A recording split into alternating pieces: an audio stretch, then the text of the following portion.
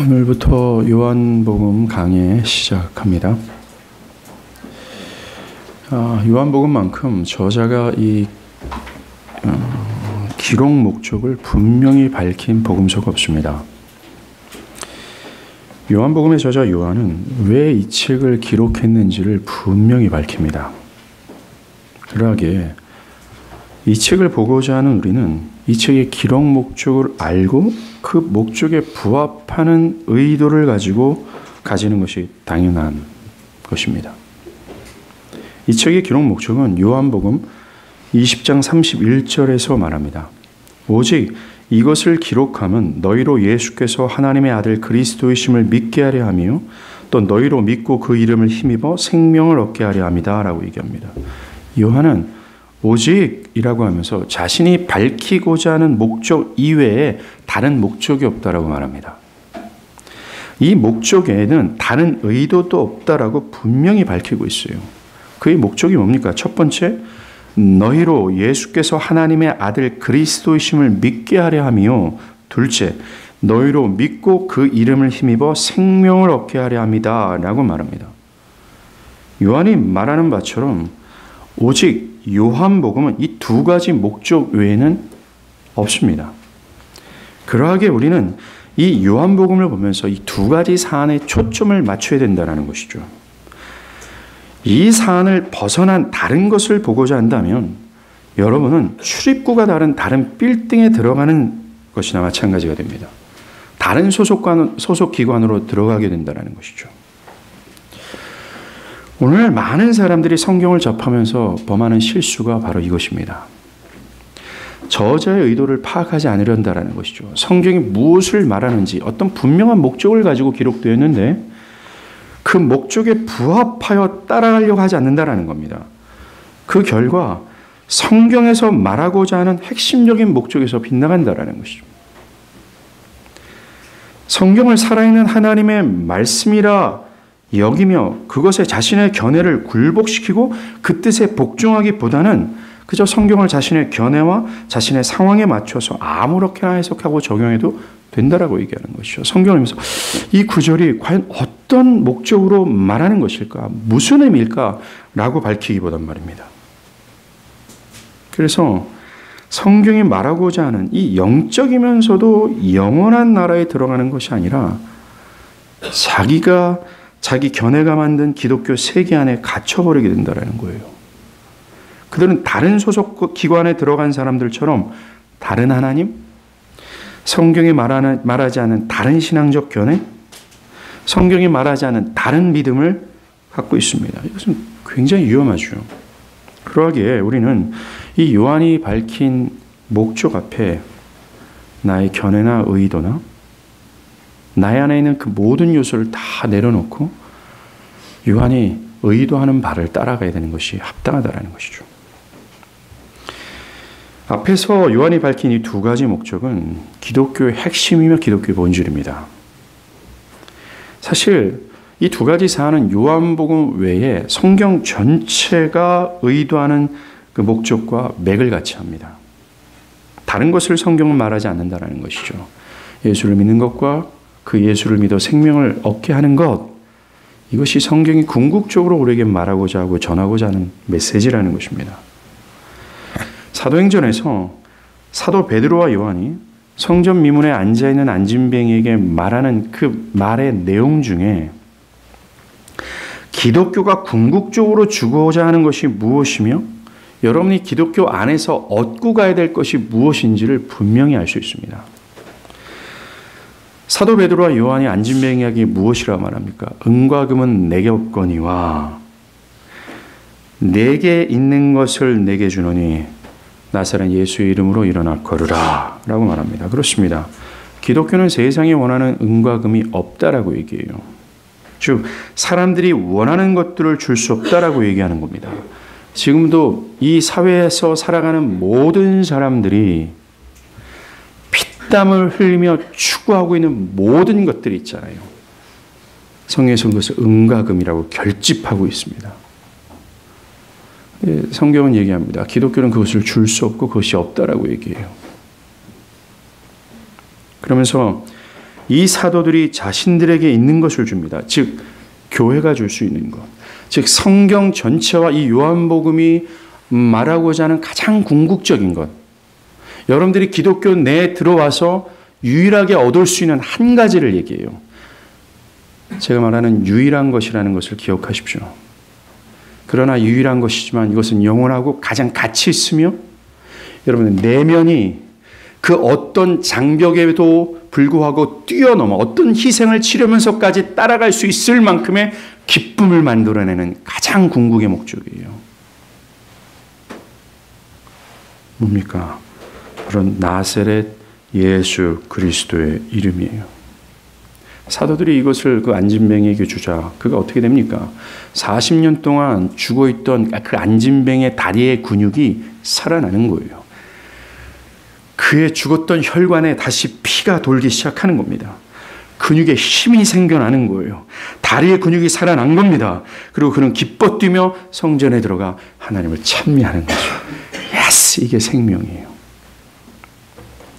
나사렛 예수가 하나님의 아들 그리스도이심을 전하자 생명이 얻어지는 겁니다. 요한복음과 성경이 목적하는 것이 바로 이거예요. 나사렛 예수가 하나님의 아들이심을 전하고 그것을 믿는 자들의 죽은 영혼이 하나님의 심장으로 박동하고 그 영혼의 근육이 살아나 기뻐 뛰며 하나님을 찬미하게 되는 그 생명을 얻게 하기 위함이라고 얘기하는 겁니다. 영광스러운 생명을, 그 영원한 생명을 얻고자 한다는 겁니다. 기독교가 얘기하는 그 영원한 생명이란 그냥 길게 살아가는 것을 의미하는 것이 아니에요. 기독교가 말하는 생명은 영원하신 하나님을 밝히 보며 마치 저 영원한 보좌 앞에서 그 하나님을 보는 것처럼 이 땅에서도 하나님을 보며 영원토록 그 보좌 앞에서 모든 성도들이 하나님을 기뻐하는 것처럼 이 땅에서도 그 하나님을 기뻐하도록 하는 것, 이것이 기독교가 얘기하는 생명이에요. 기독교는 이것을 주고자 한다라고 얘기합니다. 요한복음 전체를 기록한 사도 요한은 내 목적이 이것 때문에 쓴 거야 라고 얘기해요. 성경 전체도 마찬가지입니다. 기독교 또 교회 안에서 여러분들이 가질 수 있고 얻을 수 있으며 또 얻어야만 된 유일한 한 가지가 바로 요 생명이에요. 그리스도를 믿어 그리스도를 말미암아 얻게 되는 그 생명이라는 겁니다.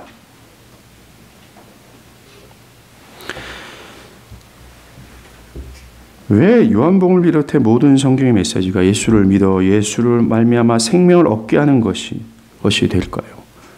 왜 두 가지 사안만을 이야기할까요? 그 이유는 모든 보편적인 인간이 이 안진뱅이처럼 죽어있기 때문에 그렇습니다. 즉 죄로 인해 하나님의 저주 아래 있다라는 거예요. 하나님을 향할 생각도 안 하고 하나님을 향하지도 못하고 있는 완전 무능력의 상태에 있다라는 겁니다. 사람 안에 있는 지혜와 힘으로는 하나님을 믿을 수 없을 정도로 완전히 부패한 상태에 있다라는 거예요. 하나님을 영화롭게 하기보다는 즉 하나님을 볼 수도 없기에 그들 안에 남아있는 마귀적 의지로 오직 이 땅에 있는 어떤 것을 구현하고 오직 나만의 영광만을 위해서 살아가고자 고집하는 상태에 있다라는 거예요. 영적으로 그들은 완전히 죽었습니다. 영원하고 영원히 지속될 기쁨을 얻을 수 없는 완전 죽음의 상태에 있다는 거예요. 이게 인간의 상태예요. 그래서 요한과 모든 성경과 기독교는 이 두 가지 사안을 말하는 것입니다. 너희라고 하는 이 보편적 인간에게 생명이 필요하기 때문에 그래요. 예수님 자신 또한 이 생명을 주기 위하여 이 생명을 그들이 얻게 하기 위하여 내가 왔다라고 얘기합니다. 요한복음 10장 10절 후반부요. 내가 온 것은 그리스도 오신 겁니다. 양으로 생명을 얻고 더 풍성하게 얻게 하려 하는 것이라 라고 얘기해요. 우리 주님이 하늘의 영광을 버리시고 이 땅에 오신 이유는 종의 형체를 입으시고 저 고통스러운 십자가를 지신 그 이유는 바로 너희로 그 생명을 얻고 the life, 그 생명을 얻고 그 생명이 더 풍성케 하기 위함이다 라고 얘기하는 거예요. 예수님은 다른 것을 위해서 오시지 않았어요. 여러분이 이 땅에서 안락하게 살아가는 것을 위해서 예수는 십자가에서 너덜너덜 걸리신 것이 아니라는 얘기입니다. 여러분의 번영과 여러분들이 추구하는 것을 주시고자 그리스도는 오시지 않았다라고 얘기해요. 정말 은과 금을 위해서 주님은 오지 않았다라고 얘기합니다. 그러면 죽어있는 자들에게 이 생명을 주시고자 오셨다라고 밝히고 있어요. 하나님을 믿을 수도 없고 믿지도 않으려는 완전 죽음의 상태에 있는 자들에게 생명을 주고 하나님을 향하고 하나님을 감각하고 그 무엇보다 하나님을 최고의 기쁨과 가치로 여기며 영원토록 하나님을 찬미케 하는 그것을 위해서 오셨다라고 얘기해요. 예수를 믿어 생명을 취하는 것이야말로 모든 보편적인 인간들에게 필요한 것이며, 아니 가장 필요한 것이며 필연적으로 있어야 될 요소라는 겁니다. 그것이 얼마나 중요한 사안이기에 하늘도 그 필요성을 느껴 가장 위대한 가치를 이 땅에 보내신 겁니다. 현재 남북한의 현안이 얼마나 긴박하게 또 중요하게 굴러갑니까? 그러나 그것보다 더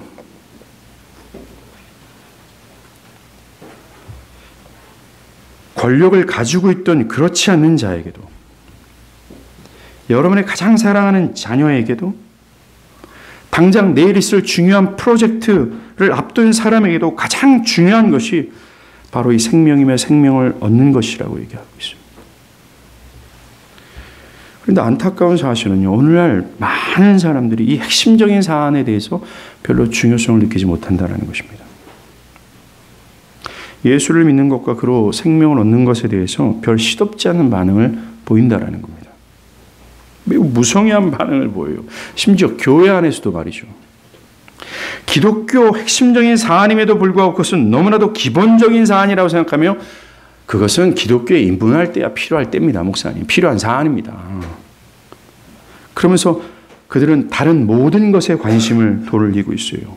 생명을 얻고 더 풍성히 얻고자 하는 것이 없다는 겁니다. 그건 그거고 현재 나의 삶에서는 시집가고 장가가고 밭을 길고 자녀를 양육하는 것이 더 중요한 가치가 있는 것처럼 살아간다는 겁니다. 교회 안에 있는 사람들이 당연히 그 영원한 것을 초점하고 영원한 것을 위해서 삶이 조율당하고 그 영원한 것을 위하면 세상에 어떤 것을 버릴 수 있는 어떤 삶의 스타일이 있단 말입니다. 근데 전혀 그런 게 없어요. 전혀 그런 게 없고 이 세속에서 살아가는 사람들이고 별반 차이가 없다는 겁니다. 그 사람의 방향성도 그 사람의 의도도 그 사람의 선택하고 결정하는 것도.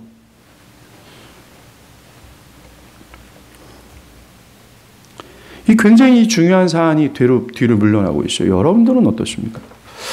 정말 나는 정말 어떤가? 한번 면밀하게 질문해 보길 바라요. 여러분이 만약 성경을 제대로 읽었다면, 그리고 여러분의 성경적 메시지를 제대로 듣고 있다면, 아니요, 여러분들이 제대로 신앙하고 있다면, 아주 극히 정상적인 신앙생활을 하고 있다면, 여러분은 예수를 믿는 것과 그로 생명을 얻는 이 사안이 매우 중요하게 여기고 있을 것이 분명합니다. 매우 중요한 가치를 두고 있을 거라는 거예요. 이것을 위해 어떤 장애가 되는 것이 있다면 뛰어넘기를 바라고, 뛰어넘지 못하더라도 나의 생명마저도 희생을 시키면서까지 따라가야 된다라고 여러분들은 그런 신념을 갖고 있게 될 거예요. 최소한 그것에 동의하게 될 겁니다. 신앙이 가장 중요한 가치를 두고 진지함을 가지고 있을 거예요. 만약에 그렇지 못하다면 여러분들은 재수정해야 됩니다. 컴퓨터를 완전히 리셋하는 것처럼 여러분들의 모든 신학의 지각의 변동이 있어야 돼요. 바라기는 이 요한복음이 진행하는 시간들 속에서 여러분들 내면과 삶에 이런 역사가 있길 간절히 바랍니다. 요한은 이 복음서를 시작하면서요, 이 복음의 시작을 2000년 전 그리스도가 이 땅에 오시는 시점부터 시작됐다고 얘기하지 않습니다.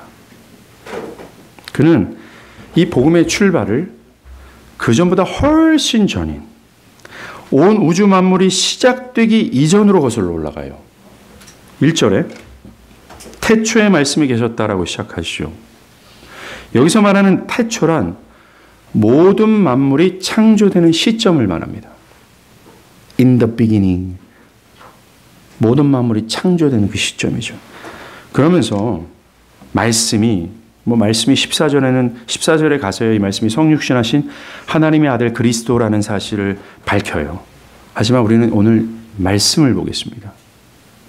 이 말씀이 그 만물이 창조되기 전에 이미 존재했다라고 얘기합니다. 영어 성경에 보면요. In the beginning was the word 이렇게 얘기해요. 곧 말씀이 시간과 공간이라는 역사 범위 바깥에서 이미 존재하고 있었다라고 얘기하는 겁니다. 온 우주 만물이 창조되기 전에 이미 있었다라고 얘기하는 겁니다. 그러면서 요한은 자신이 복음서를 기록하고 있는 자신의 시대의 시점에서 시간을 거슬러 올라가 봐도 말씀이 존재하지 않은 적이 없었다라고 말하고 있습니다.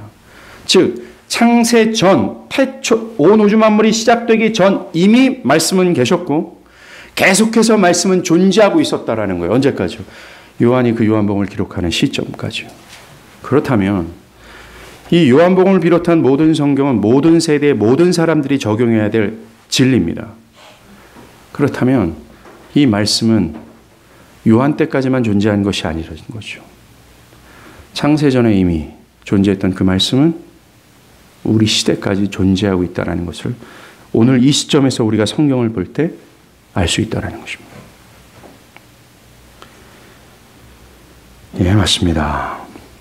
이 말씀이 영혼의 세계에서부터 지금까지 변하지 않고 존재하였고 존재하고 있으며 앞으로도 존재할 것임을 암시하고 있어요. 모든 것은 시간의 지남에 따라 사라집니다. 존재해도 그것은 변형되거나 변질되거나 부식될 수밖에 없어요. 처음의 모습을 간직할 수가 없다라는 겁니다. 그러나 오랜 세월이 흘러가도 여전히 존재하며 그 생명력과 본질이 변하지 않고 존재하는 유일한 것이 바로 요한이 소개하는 말씀뿐이라고 얘기하는 겁니다. 사도 요한은요, 이 짧은 구절을 통해서 현재 보이는 것을 위해서만 살고 지금에만 매어 살고 있는 우리들에게 사도 베드로가 얘기하는 썩어질 것에 집착하며 살아가는 우리들에게 온 세계가 창조되기 전, 온 만물이 생기나기 전의 시간으로 우리를 인도해 주는 거예요. 태초에 말씀이 계시니라 라고 하면서 이 현재라는 올감에 씌어서 앞만 보고 달려가는 망아지 같은 우리들의 눈을 돌려 변하지 않고 영원전부터 존재하는 유일한 영원 무궁에 대해서 시야를 돌리게 한다는 겁니다. 그것을 주목시키는 거예요. 영원한 것에 대해서. 영원한 것에 대해서 말이죠. 요한이 그렇게 하는 이유는요. 보이는 것만을 바라보며 지금에 매여 있는 우리들의 영적 시야로는 도저히 변하지 않는 영원한 것을 깨닫지 못하기 때문에 그렇습니다. 오늘날 사람들이 영원한 것에 대해서 별 관심이 없고 그것을 제대로 깨닫지 못하는 이유가 여기 있어요. 현재만을 바라본다는 겁니다. 지금에만 매여 산다는 거예요. 그것에 눈이 가려서 영원한 것을 못 보는 겁니다. 사랑하는 여러분, 나 자신을 봐도 그렇지 않습니까? 현재, 지금 썩어질 것에 집착해 보십시오. 영혼은 없습니다. 그의 시야에는 영혼이 들어올 수 없어요. 요한은 우리의 눈을 떠 가장 궁극적이고 영원하고 변하지 않는 것에 우리 시야를 주목시키고 있어요. 야, 저걸 좀 봐봐! 라고 얘기하고 있어요. 영원 전부터 존재하는 역사 막부터 존재하고 있는 그 말씀을 봐봐. 그것은 존재하고 있으며 앞으로도 존재할 거야. 그 영원한 것에 우리를 주목시킨다는 것이죠.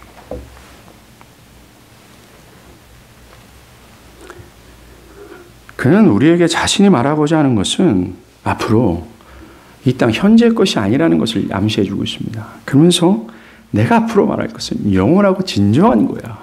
사라지지 않는 것을 나는 말할 거야 라면서 이 짧은 구절을 통해서 밝히고 있어요. 우리는 여기에 부합해야 돼요. 우리는 현재와 지금이라는 시간을 내려놓고 요한이 가리키는 시간으로 거슬러 올라가야 됩니다.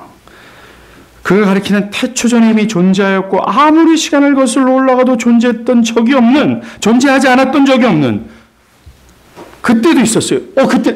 그때도 있었어요. 그때도 있었어요. 그 영원 무궁하신 말씀을 향해야 된다라는 겁니다. 여기서 말하는 the word, 그 말씀을 향하는 거예요. 그래서 요한은 더 나아가 이 말씀의 영광스러움을 한층 더합니다. 3절에 기록되어 있어요. The word, 이 말씀으로 말미암아 모든 만물이 지은 바 되었고 지은 것이 하나도 말씀이 없이는 된 것이 없다라고 말합니다. 우리는 이미 창세기 1장에서 온 우주 만물은 하나님 아버지께서 창조하셨다라는 것을 알고 있습니다. 그런데 3절에서 그 말씀이 하나님을 대리하여 현재 존재하는 모든 것을 창조한 창조의 주체라고 말하고 있어요. 요한복음을 믿는 신실한 독자들은 이 부분에서 와우 해야 되는 거예요. 불행하게도 우리는 그게 그런가 보다라고 보죠. 만물이 그로 말미암아 지은 바 되었다라고 얘기해요. 그분을 통해서 뭐가요? 만물이. 지금 요한이요, 말씀을 지금 의인화하고 있어요. 무엇을 말하는 걸까요? 지금 비록 여기서는 말씀이라는 칭호를 국한해서 사용하고 있지만 요한은요, 이 말씀이 곧 하나님의 아들 그리스도라는 사실을 말합니다. 그것을 염두에 둬서 생각한다면 이거는 누굽니까? 그리스도가 분명해요. 예수가 모든 만물을 창조했다고 얘기합니다. 예수로 말미암아 모든 만물이 창조되었다라고 얘기해요. 그리고 요한은 한층 더 강조합니다. 지은 것이 하나도 말씀이 없이는 된 것이 없다라고 얘기해요.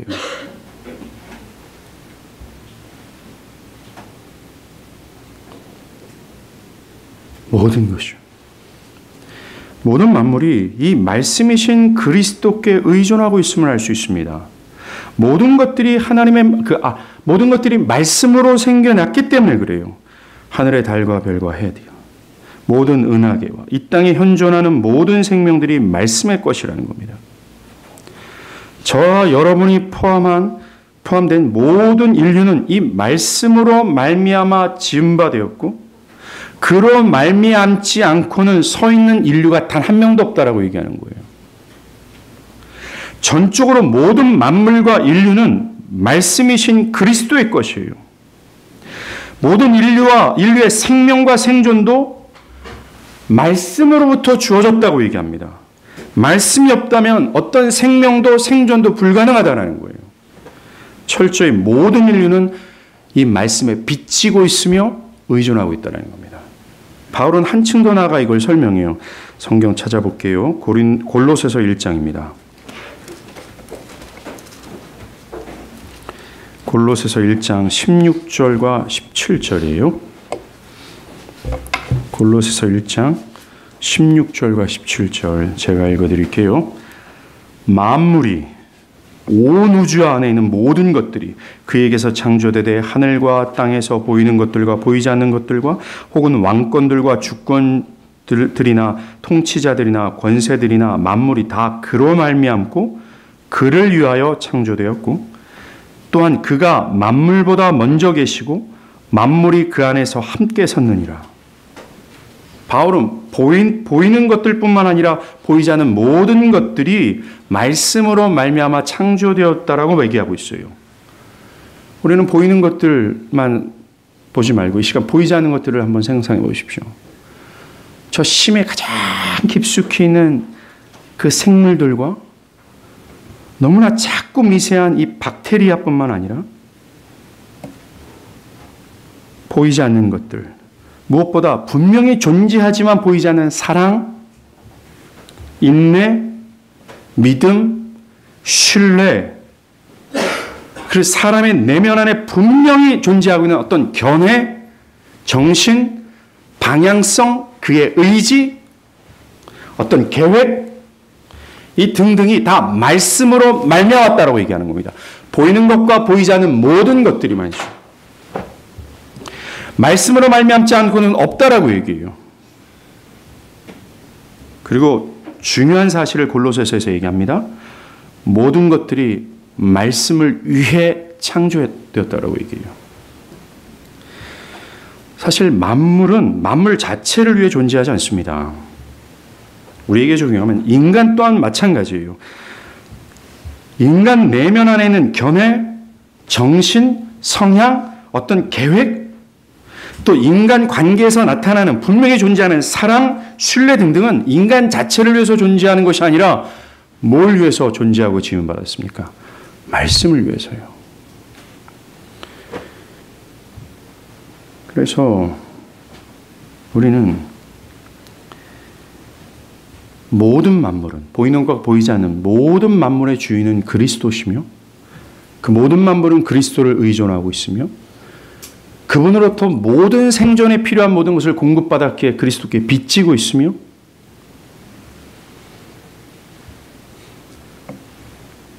각각의 모든 만물의 객체의 주인은 그 객체가 아니라 바로 말씀이라는 거예요. 그래서 우리는 나를 온전히 부인하고 나의 모든 것이 말씀 안에 귀속되는 것이 마땅하다고 여겨야 되며 어떤 말씀을 위해 존재하도록 해야 되는 것이 마땅하다는 겁니다. 슬프게도 요한복음 1장 10절 또 11절을 보면요. 이 말씀이 세상에 오매 세상 사람들이 알지 못했다라고 얘기해요. 영접하지 않았다라는 겁니다. 성경은 곳곳이 사람들이 이 말씀에 복종하지 않았다라고 얘기해요. 마땅히 복종해야 되며 마땅히 영화롭게 하고 마땅히 빚지고 있는 마땅히 의존하고 있는 그분을 향해서 말입니다. 이게 죄라고 얘기해요. 이게 악이라고 얘기하는 겁니다. 그리고 바울은 골로새서에서 그가 만물보다 먼저 계셨다라고 얘기해요. 자, 모든 만물은 그 말씀 이후에 존재하게 됐습니다. 말씀 이전엔 아무것도 없었어요. 요한계시록도 그는 하나님의 창조의 근본이다라고 얘기해요. 즉 창조의 시작이며 기원이라고 얘기해요. 모든 것은 그리스도로부터 시작됐다라고 얘기하는 겁니다. 더 나아가 만물은 말씀 안에 존재하고 있다라고 얘기해요. 그의 생명과 힘으로 존재하고 있다라고 얘기하는 겁니다. 그것을 기대고 있다라고 얘기해요. 정말로 이 말씀은 the word, 여기서 얘기하는 말씀은 창조주의 영광이에요. 이 말씀은 태초전에 이미 존재하신 영원 무궁일 뿐만 아니라 창조자이십니다. 우리는 앞에서 언급한 지금까지 언급한 모든 사안을 종합해서 이 말씀이 그리스도라는 사실을 알기에 여기에 적용할 필요가 있어요. 말씀이 되신 그리스도가 창조 전에 존재했으며 또한 그가 존재하지 않은 시간이 없으며 그는 변하지 않고 변질되지 않은 영원 무궁하신 존재라는 겁니다.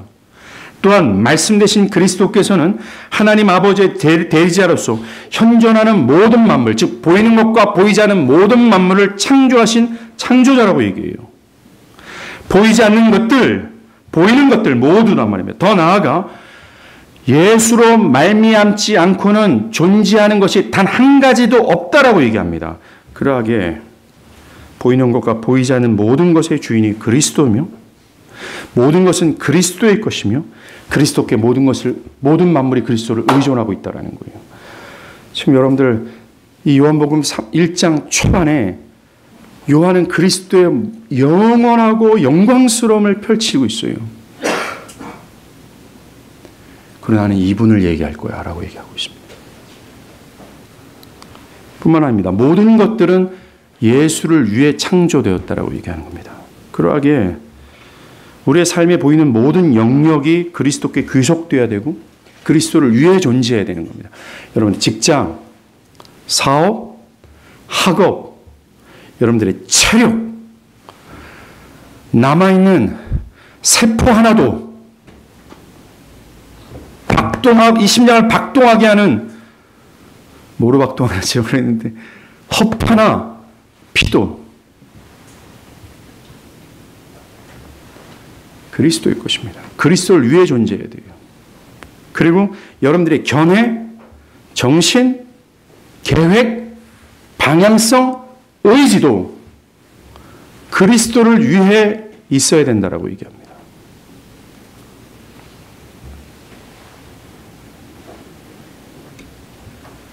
요한은 이것을 전제로 앞으로 소개할 예수가 어떤 분인지를 이 독자들에게 인식시키고 있어요. 내가 말할 예수는 이러한 분이라고 얘기합니다. 행동하고 말하고 있는 종의 형체를 입고 있는 비록 정말 그지같이 보이는 예수라 할지라도 그 안에는 이런 영광이 은닉되어 있다는 것을 전제로 시작하고자 하는 거죠. 우리는 오늘 본문을 접하면서 이 말씀이 뭐냐? 라는 질문이 됩니다. 분명히 말씀이 1장 14절에서 또 18절에서 말하는 성육신하신 하나님의 아들 그리스도라는 것이 분명한데 왜 요한은 굳이 이것을 말씀으로 기록했냐? 말씀이라고 얘기하냐? 질문하게 됩니다. 우리 이걸 알 필요가 있어요. 요한은 태초에라고 하면서 이 구약 성경을 간접적으로 인용하는 것을 볼 때 우리는 이 말씀을 왜 사용했는지를 알기 위해서는 구약 성경을 통해서 출발해야 됩니다. 먼저 말씀이라는 용어는요, 구약에서 하나님이 그분의 의사를 표현하는 것이나 하나님이 그의 백성에게 말한다는 개념을 뜻합니다. 하나님의 뜻을 전하거나 하나님 자신을 드러내는 하나님의 자기 계시의 하나의 일환이었다라는 거예요. 말씀 자체가. 뿐만 아닙니다. 구약에서 말씀이라는 용어는요, 창세기의 창조 기사가 얘기하는 것처럼 말씀이 창조의 능력과 효력을 지니고 있음을 입증합니다. 즉 하나님 말씀하시자 모든 만물이 만들어졌잖아요. 그리고 하나님의 말씀은 구원과 연결이 됩니다. 하나님의 백성 중에 어떤 사람이 병이 걸리자 하나님은 그의 말씀을 보내어 그를 고치시고 위험한 지경에서 건지셨습니다. 이처럼 구약에서 하나님의 말씀이라는 용어는 하나님의 계시요, 창조요, 구원의 강력한 하나님의 자기 표현이었다라는 겁니다. 어려워하지 마십시오. 첫 번째 말씀이 하나님께서 자기 백성과의 의사소통이라는 거예요. 그들에게 하나님의 뜻과 자기의 영광을 드러내기 위한 하나님의 자기 계시의 하나의 일환으로 우리는 이해해야 된다는 겁니다. 뭐가요? 말씀이. 특별히 요한은 오늘 본문에서 말씀을 의인화하고 있죠. 말씀이 하나님과 함께 계셨다. 말씀이 만물이 그로 말미암아 지음바되었다. 어떤 인물, 사람으로 표현합니다. 그렇습니다. 요한은 이 말씀이 성육신하신 그리스도이심을 암시하고 있어요.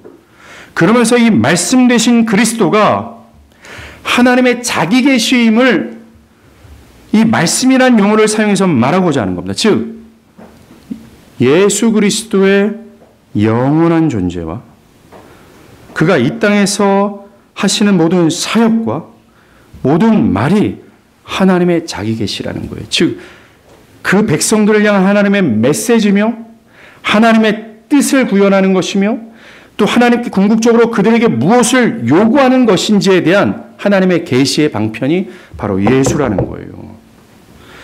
예수를 통해서 하나님은 당신의 영광을 드러낸다라는 겁니다. 히브리서 1장 1절과 2절에 옛적의 선지자들을 통하여 여러 부분과 여러 모양으로 우리 조상들에게 말씀하신 하나님이 이 모든 날 마지막에는 아들을 통하여 우리에게 말씀하셨으니 라고 얘기해요. 그러하게 우리는 앞으로 펼쳐질 요한복음에 기록되는 예수의 행적들, 움직임, 그의 말, 이 모든 것들이 하나님께서 나와 우리들에게 하시는 메시지라는 사실을 염두에서 이 글을 읽어야 돼요. 하나님께서는 예수를 통해서 나와 의사소통하고 계심을 알고 우리는 예수의 모든 것에 주의를 기울여야 됩니다. 그의 행적, 그의 모든 말들. 왜요? 하나님이 지금 예수를 통해서 말씀하고 있기 때문에 그래요.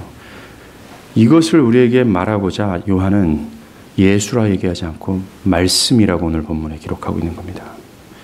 말씀, 즉 하나님의 자기 계시가 태초 전부터 있어서 이게 예수인데 예수가 바로 하나님의 자기 계시의 하나의 일환이야. 예수의 모든 행적과 말이 바로 예수의 말이 아니라 하나님이 예수를 통해서 나에게 말씀하시는 하나님의 메시지야라고 얘기하는 겁니다. 예수의 말뿐만 아니라 예수의 모든 행하심 자체가 말이죠. 요한은 이것을 의도하는 겁니다. 그리고 히브리서 기자가 말하는 것처럼 예수가 하나님의 마지막 계시라고 얘기해요. 그전에는 하나님이 선지자를 통해서 얘기하셨어요.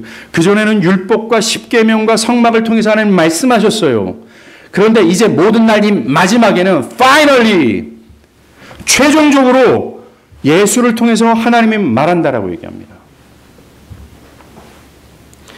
예수가 우리에게 주어진 마지막 하나님의 계시라는 거예요. 더 이상 무엇으로도는 하나님의 뜻을 알 수 없다라고 얘기해요. 더 이상 그 어떤 것으로도 하나님의 은혜와 긍휼을 볼 수 없다라고 얘기해요. 예수가 하나님의 끝판이 되시는 계시라고 얘기하는 겁니다. 우리는 예수의 사역을 통해서 드러난 하나님의 자기 계시를 꼭 깨달아야 돼요. 하나님이 궁극적으로 나에게 무엇을 원하고 계시며 무엇을 주고자 하시며 무엇을 요구하시는지를 이 예수를 통해서 꼭 얻어야 되고 깨달아야 되고 알아야 됩니다. 왜요? 이게 마지막이기 때문에 그렇습니다.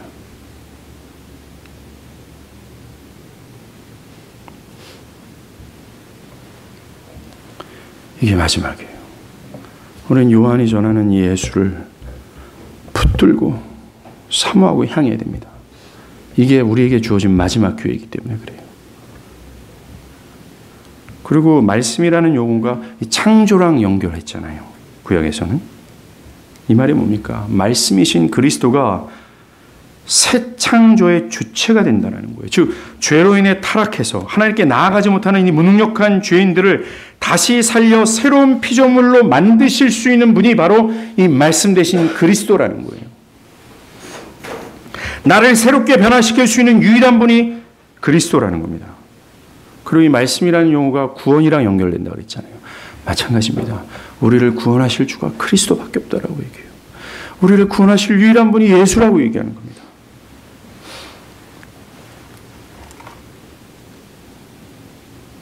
요한은 이걸 말하고 싶어요.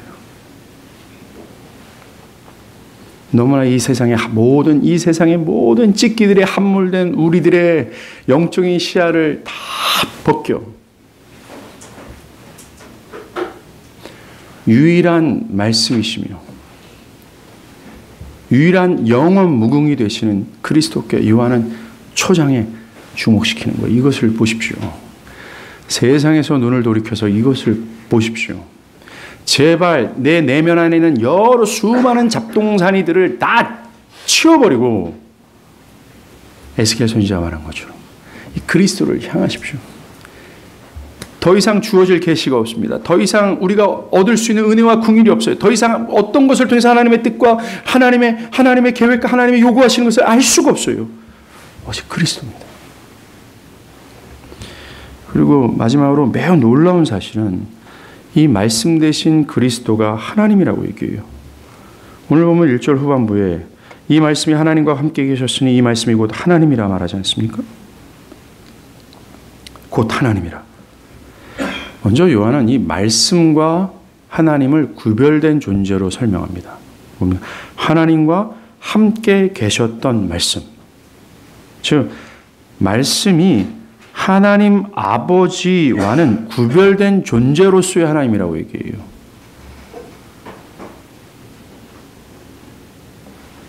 여러분들 저는 자꾸 철학적인 어떤 논리로 피려고 하는 게 아닙니다. 이 요한복음이 그런 구조를 가지고 있기 때문에 그래요. 그리고 저는 사실 이게 제일 재밌습니다. 제일 기뻐요. 그리스도의 영광을 드러내는. 요한은 말씀이 하나님과 함께 계셨다라고 말해요. 여기에서 함께라는 이 전치사는 한 장소에 같이 있다라는 뜻이잖아요. 그런데 특별히 여기서 사용하는 이 함께라는 단어는요. 같이 있는 존재와 꽤 친밀한 관계 속에 있을 때 사용하는 단어입니다. 이 요한은 말하고자 하는 바가 이거예요. 하나님과 함께 계셨던 말씀 되신 그리스도가 하나님과 꽤 친밀한 관계였다라고 얘기합니다. 뭔가 특별한 관계였다라고 얘기를 하는 겁니다. 인격적인 관계를 누리고 계셨다라는 것을 시사하는 거예요. 우리는 이 말씀 되신 그리스도 하나님 아버지와의 친밀한 관계를 성경 이곳저곳에서 발견해요. 1장 14절에 말씀이 육신이 되어 우리 가운데 거하시며 우리가 그의 영광을 보니 아버지의 독생자의 영광이라고 얘기해요. 말씀 되신 그리스도가 아버지 하나님의 유일한 아들이라고 말합니다. 아버지와 아들과의 관계를 가장 친밀하고 가까운 존재라고 얘기하고 있어요. 뭔가 특별한 관계라고 설명하고 있습니다. 그리고 요한복음 17장 5절에 아버지여 창세전에 내가 아버지와 함께 가졌던 영화로서 지금도 아버지와 함께 영화롭게 하옵소서. 17장 20절 아버지여 아버지께서 내 안에 내가 아버지 안에 있는 것처럼 온전한 하나가 된 상태를 얘기합니다. 매우 가깝다라는 겁니다. 그 외에도 하나님 아버지와 말씀 되신 그리스도의 특별하고 친밀한 관계를 성경은 많이 얘기합니다. 요한이 하나님과 함께 계셨던 말씀이라고 얘기하는 것을 통해서 무엇을 의도하는 것일까요? 바로 이제 곧 이 땅에 오실 그리스도를 기록할 텐데, 이 땅에 오신 그리스도의 낮아지심과 십자가의 죽음의 행위가 매우 큰 은혜라는 것을 강조해 주고 있는 거예요. 여호와 하나님과 특별하고 가장 친밀한 존재, 없어서는 안 될 존재 되신 그 그리스도께서 매우 위대하고 놀라운 은혜를 베푸셨다라는 것을 말씀하는 겁니다. 그리고 하나님 입장에서도 모든 것을 희생한 것이라는 것을 의도하고 있어요. 가장 친밀하고 사랑하는 이 아들을 대속제물로 내어줬다라고 얘기하잖아요. 그 말은 하나님이 그리고 가장 친밀하고 가장 가까운 존재를 내어줬다라고 얘기하는 것. 뭡니까? 하나님의 무궁하신 사랑을 얘기하고 있다라는 거예요. 이게 은혜라고 얘기하는 겁니다. 바울도 자기 아들을 아끼지 아니하시고 우리 모든 사람을 위하여 내어주시니가 어찌 그 아들과 함께 모든 것을 우리에게 주시지 않겠느냐라고 얘기하잖아요.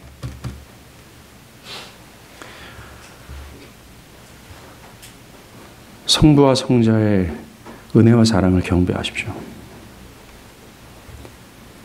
성부와 성자의 낮아짐과 희생과 은혜와 사랑을 여러분들이 알려면 그리스도의 영광을 알 때예요. 지금 오늘 보면 1절에서 얘기한 태초에 말씀이 계시니라. 그로 말미암아 모든 만물이 창조되었다라는 이 영광스러움을 알 때 우리는 와 깨닫게 되는 거예요. 요한은 이 친밀한 관계 가운데 있는 이 말씀이 곧 하나님이라고 얘기합니다. 이게 요한의 결정적인 진술이에요. 예수가 곧 하나님이라는 것. 요한은 그가 기록하는 모든 것을 이 구절에 비추어 보기를 원하는 겁니다. 즉 앞으로 기록할 예수의 행적과 그분의 말이 곧 하나님의 행적이며 하나님의 말이라고 얘기하고 싶어하는 거예요.